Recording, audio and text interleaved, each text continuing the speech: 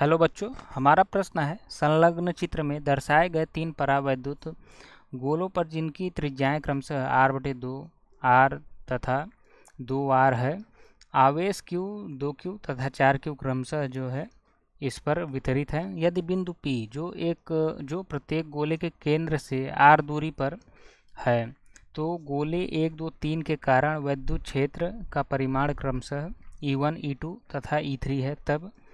तब हमसे क्या पूछ रहा है बच्चों, E1, E2 और E3 के बीच में रिलेशन पूछ रहा है। तो बात करें अगर हम, तो हमें 3 गोला दिया गया है और उनकी कुछ त्रिज्याएं दी हैं और उस पर जो है उनके जो है सरफेस पर जो है कुछ अलग अलग जो है चार्ज जो है वितरित हैं। तो चलिए हम फाइंड करते हैं। अगर हम बात करें E1 के लिए, तो E1 के लिए हमारा वैद्युत क्षेत्र हो जाएगा। तो हमारा अगर हम देखें E1 जो है इस गोले के बाहर है, तो ये हमारा जो गोला है एक पॉइंट की तरीके से काम करेगा। तो यहाँ से अगर हम देखें तो हमारा E1 की जो वैल्यू होगी हो जाएगी के की वैल्यू हम जानते हैं 1/4 पाई एप्सिलॉन नॉट। तो यहाँ से अगर हम देखें तो ये हमारा आ जाएगा आ जाएगा के। इस पर आवेश कितना है Q और दूरी r²। सिमिलरली R2 पर सिमिलरली गोला 2 के लिए देखें तो गोला 2 के लिए हमारा आ जाएगा K और आवेश कितना है Q, या आवेश इस पर कितना दिया है 2Q/r²। ये हमारा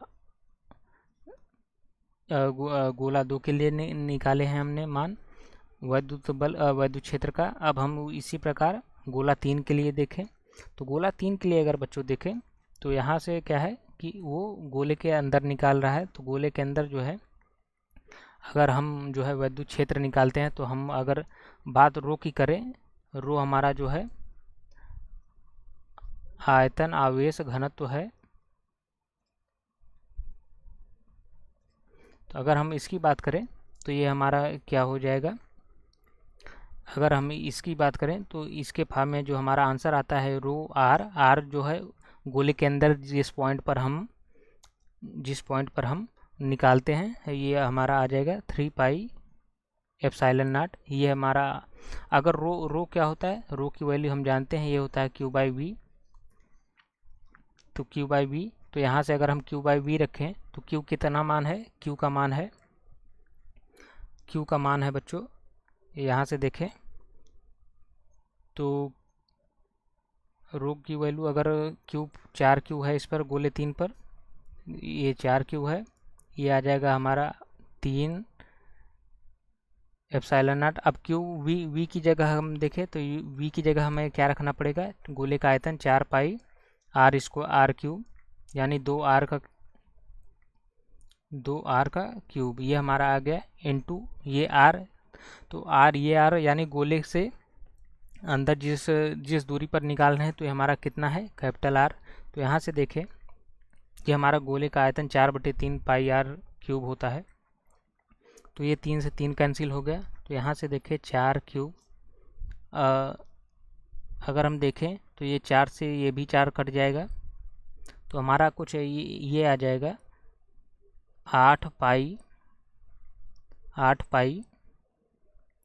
एप्सिलॉन नॉट। एक R से R ये कट जाएगा तो r²।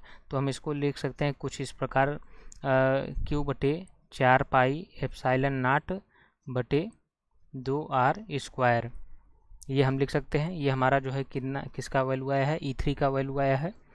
तो अब चलिए, अब यहाँ से हम अगर कंपेयर करें तो अगर हम देखें,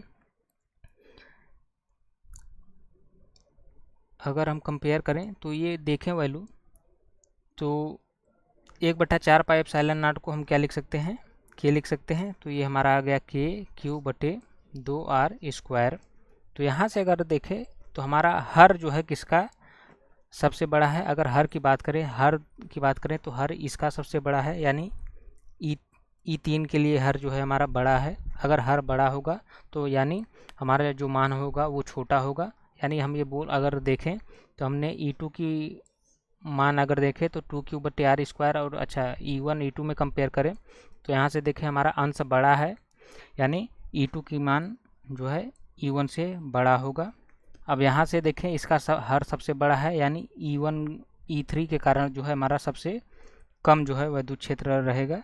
यानी जो हमारा रिलेशन बन के आएगा हमारा कुछ इस प्रकार आएगा, E2 ग्रेटर है किससे, E1 से, और E1 बड़ा है E3 से। यानी हमारा जो ऑप्शन होगा E2 E1 E3 या ऑप्शन सी जो है हमारा करेक्ट आंसर है। Thank you.